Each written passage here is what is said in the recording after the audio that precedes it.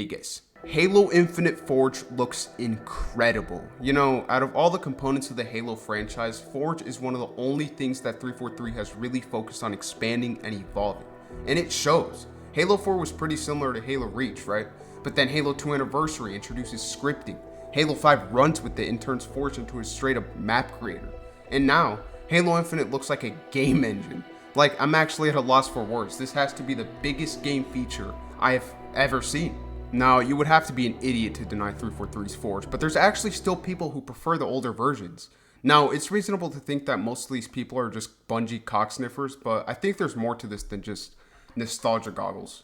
A big part of this is the fact that old Forges were much more simple, meaning they were way easier to use. But it's really not that hard figuring out how to spawn weapons or vehicles in newer Forges.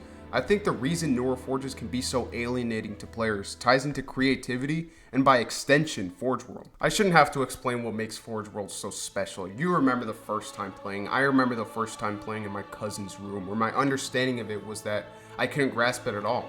I didn't know the map layout because the map layout was way too big. But the reason I bring it up isn't because of the countless memories we've made on the map.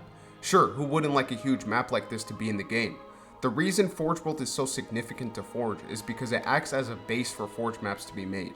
You look at these canvases from Halo 5 and Infinite. They look cool, but it's hard to envision really anything when you're not an experienced map creator. With Forge World, it's a lot easier to envision additions on this pre-built environment. My favorite Forge World map is D-Day, which this obviously took a long time to make, but what is it really? It's a few boats and military trenches, with the beach being pre-built.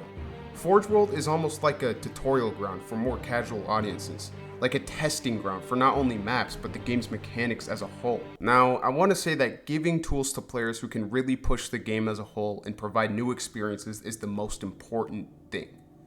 So, should Halo Infinite have Forge World? I don't know.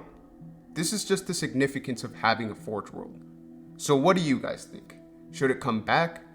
Or should 343 not spend all those resources on a map that big?